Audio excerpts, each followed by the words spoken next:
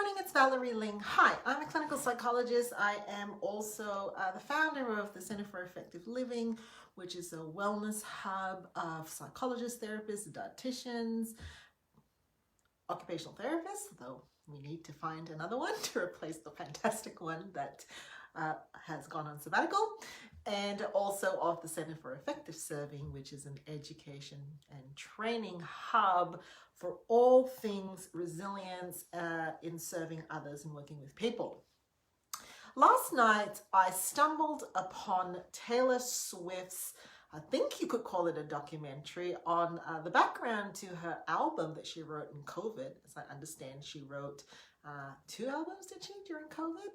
And the rationale beneath her songs, and it just brought to life the lyrics, quite aside from the fact that as a musician, it was just a delight to watch a very pared back version of her album, essentially just herself to musicians, very pure sound, really acoustic, a lot of musicianship and discipline in the way that the instruments were just, just played really well. Just a couple of chords, really, really sparse. Anyway, quite aside from that, it was a joy, and it was something that I was doing for my own relaxation.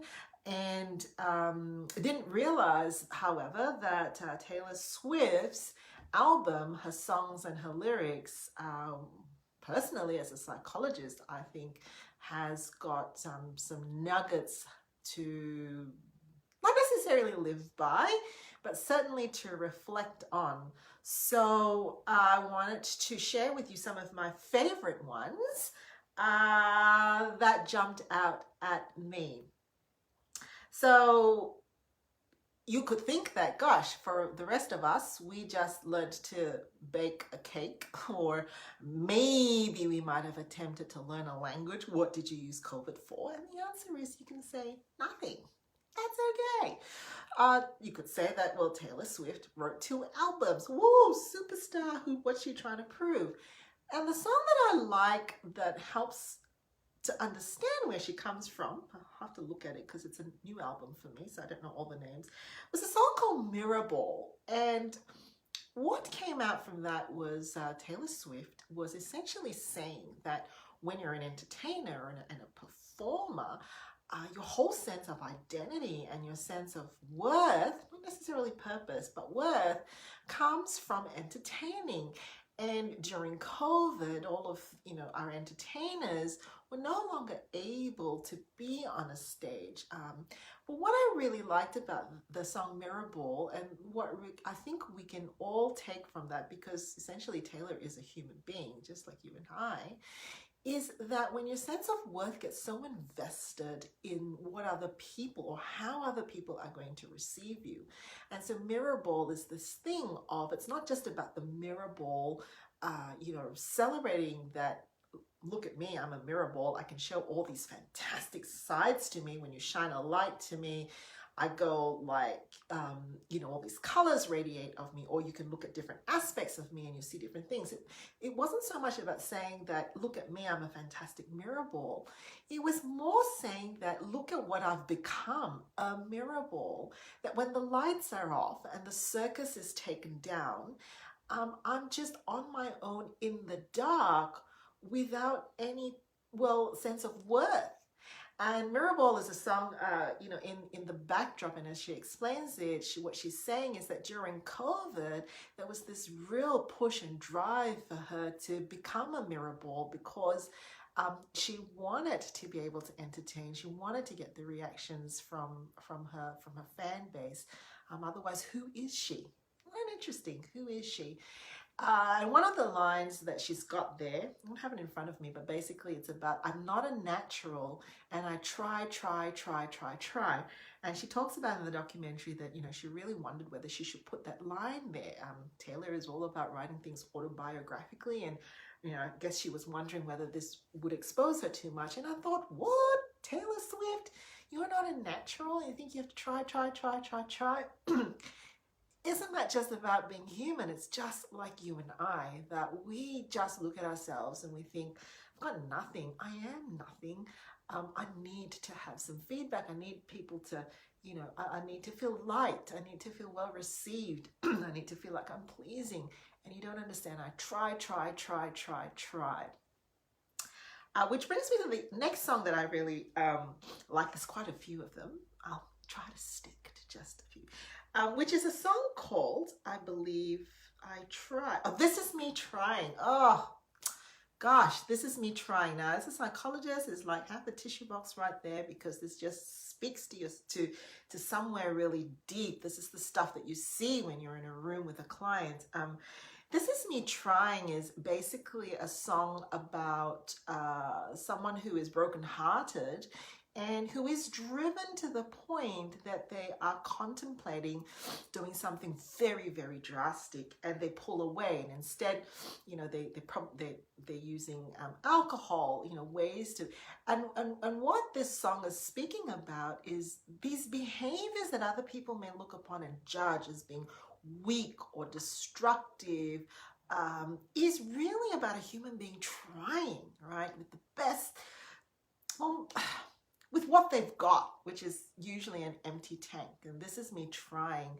And you know, one of the lines that's in her song, and This Is Me Trying, really resonates with me. And this is me being authentic to you.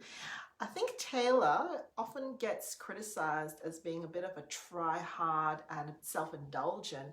I personally think that she is she writes autobiographically.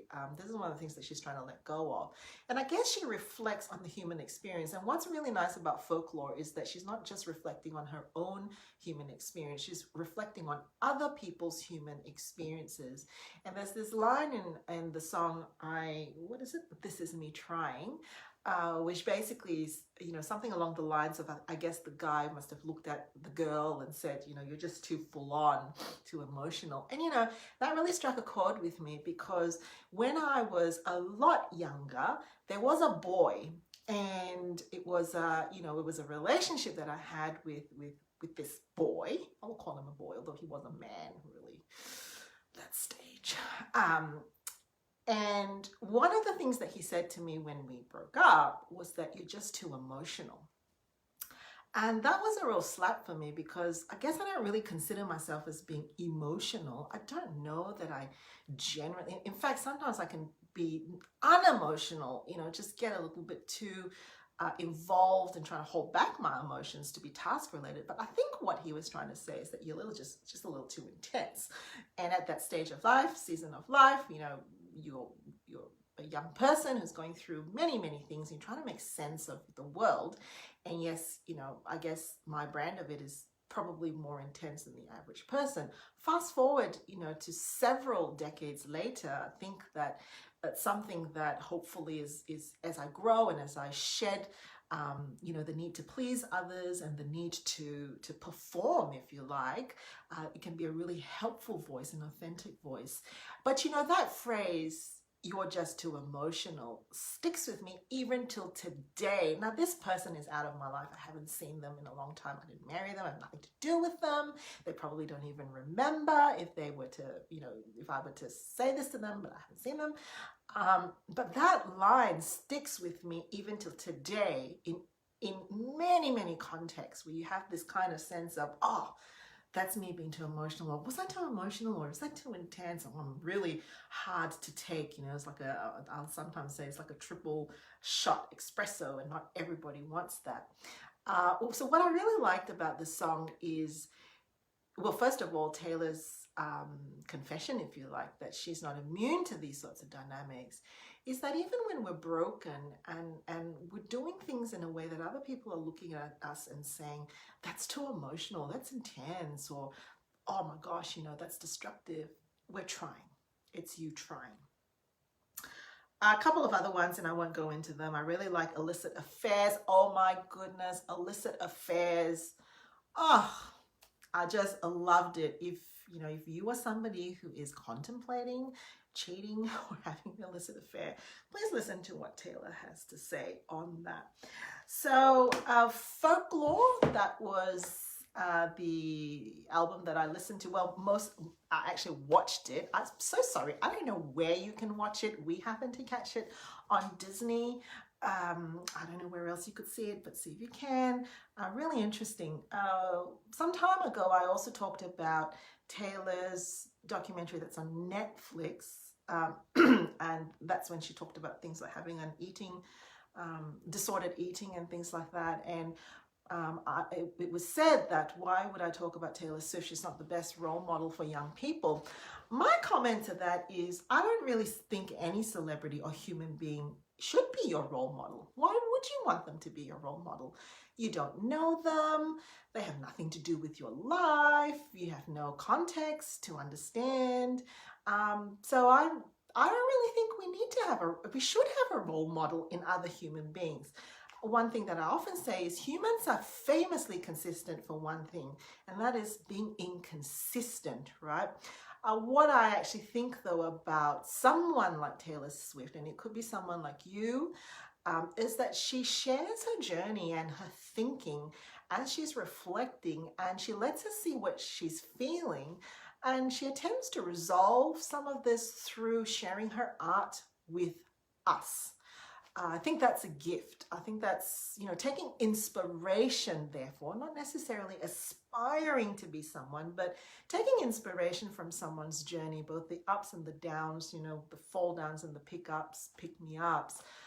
That I think is something that we can definitely gift to others and take from someone else. So if you haven't already caught it, check out Folklore. Some of the lyrics may not make much sense. You may actually need to get the background behind the lyrics. Hey Murray, nice to see you live here. You just caught me at the end of it, talking about my exposure to Taylor Swift's new album. You'll have to watch the replay. Catch you later.